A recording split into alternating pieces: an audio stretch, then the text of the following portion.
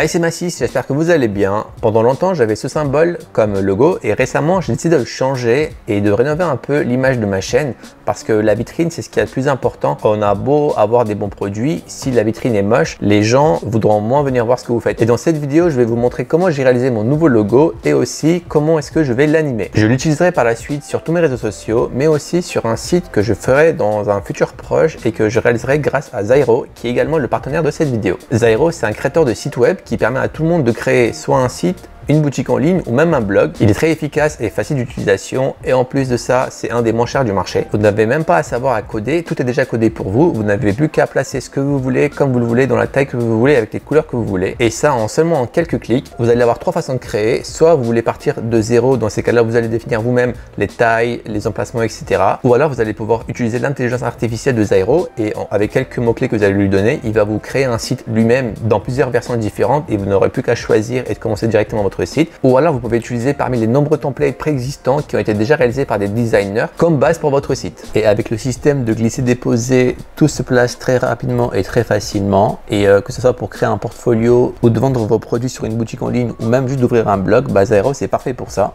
Donc si vous voulez vous créer des sites assez rapidement, je vous ai mis le lien de Zairo en description. En passant par ce lien ou en utilisant mon code MASSIS, vous allez obtenir une réduction exclusive plus 3 mois gratuits si vous prenez le plan annuel. Et ce qui est bien, c'est que si vous n'êtes pas satisfait, sachez qu'il y a une garantie de remboursement sous 30 jours. Un grand merci à Zairo d'avoir sponsorisé cette vidéo et également un grand merci à toutes les personnes qui utiliseront mon code parce que c'est aussi une manière à vous de soutenir ma chaîne et mes futurs projets. Donc ça, c'est le logo que j'avais. Et l'idée de base était d'avoir mon prénom et mon nom, c'est-à-dire MM, mes initiales, et d'essayer d'en faire un logo.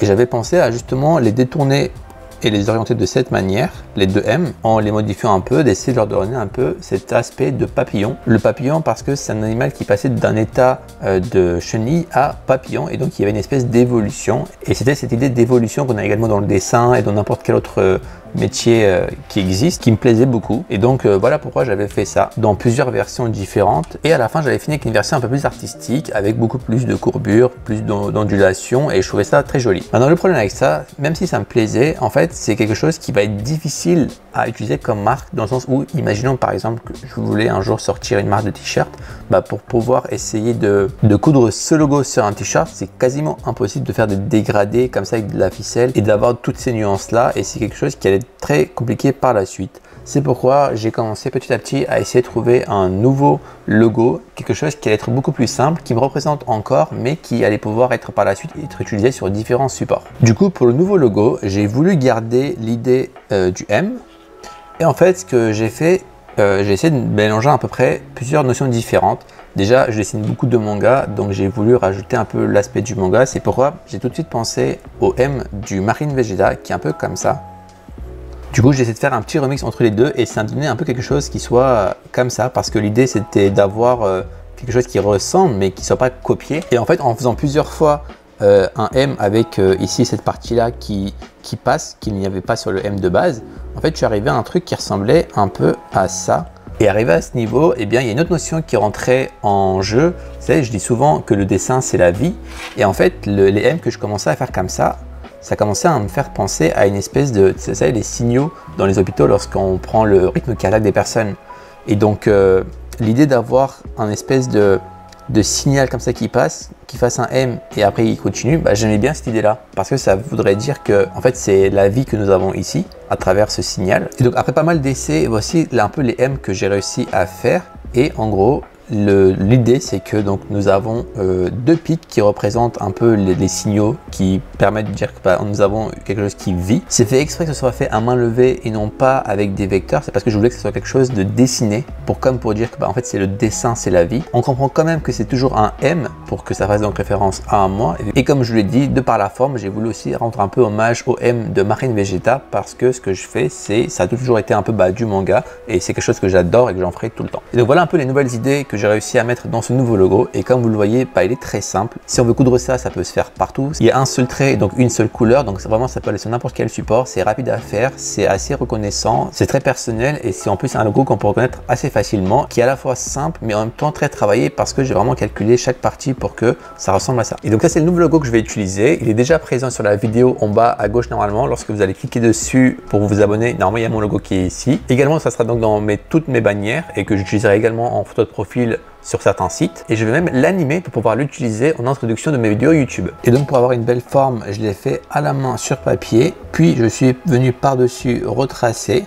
Et en gros, pour l'idée du logo et de l'animation, ce qu'on va faire, c'est imaginer qu'il y a une goutte d'encre qui tombe comme ça. Donc au début, en gros, ici, il n'y a rien. Et en gros, la goutte, elle tombe comme ça. En tombant ici, ça fait un espèce de splash. Et en faisant le splash, genre ça fait tac, tac, et ça fait la forme donc du M. Pour réaliser ça, il y a plusieurs techniques. On va d'abord faire la goutte séparément du M. Et pour faire de l'animation, donc on peut aller ici sur l'application Procreate. Dans Toile, on peut mettre assistant d'animation. Et là, ce qui va se passer, c'est que on va pouvoir créer plusieurs calques, énormément de calques en fait. Et donc, c'est soit je pars de rien et je fais l'image dans le bon sens, soit ce qu'on peut faire, c'est partir avec la fin. Du coup, ce qui se passe, c'est que par exemple, imaginons je dessine quelque chose ici. Ensuite, je mets ajouter une image. Je la dessine ici. Ajouter une image. Ajouter une image. Et là, par exemple, si on met lecture, on voit que les ronds que j'ai fait, eh bien, ils vont dans ce sens-là. Okay. Donc, si les calques vont de gauche à droite, c'est-à-dire qu'on a les images qui vont avancer. Nous, ce qu'on va faire, c'est qu'on va partir du principe que ça, c'est l'image finale et on va essayer de remonter le temps en fait. Pour ça, donc on peut mettre des raccourcis sur Procreate. Là, j'en ai mis un qui me permet de faire ça, ce geste, et ça me permet de dupliquer le calque. Donc à chaque fois que je fais comme ça duplique des calques. Comme vous voyez là, ça nous a fait déjà plein de calques. Okay. Donc on va simplement faire, c'est que je vais dupliquer ce calque. Donc là, on a les deux calques et en fait, je vais remonter dans le passé, donc au calque d'avant, et je vais simplement venir effacer une petite partie, genre là et là. Ensuite, ce qu'on va faire, c'est je vais redupliquer ce calque, on va le prendre ici et on va le remettre en arrière, et celui-là, on va encore plus l'effacer. Et on va continuer comme ça, on duplique le calque, on le prend, on le met en arrière, et on vient l'effacer encore plus. On duplique, on le prend, on le met en arrière et on l'efface encore plus. Et du coup, pour vous montrer ce que ça donne, on va mettre lecture. Et donc, on voit que voilà, le M se forme comme ça. Et en gros, l'idée, ça va être comme ça à chaque fois de faire donc dupliquer le calque, venir le rajouter. Alors, je pense qu'il y a des techniques qui me permettraient de faire ça beaucoup plus rapidement. C'est juste que je ne les maîtrise pas. Donc là, je fais vraiment avec les moyens du bord, on va dire. Et là, comme vous voyez, genre j'efface beaucoup à chaque fois. Bien sûr, si on veut que l'animation elle soit très fluide et propre, il faudrait effacer un tout petit peu, mais du coup ça prendra énormément de calque. C'est quelque chose que je ferai par la suite. Donc là, c'était surtout pour vous montrer l'idée. Donc ça donne ça. Du coup, avec la technique de base, j'ai simplement fait donc des petits points pleins et on en ajoute à chaque fois à la suite l'une des autres. Et donc ça donne ça. Donc ça va être la goutte qui tombe et qui va après former le M. Donc en fait, je l'ai fait séparément. Et du coup, sur un autre calque, j'ai mis en fond le dégradé de bleu et j'ai fait tout le M. Ça donne tous ces calques ici. Et si par exemple je mets lecture, ça donne un truc comme ça.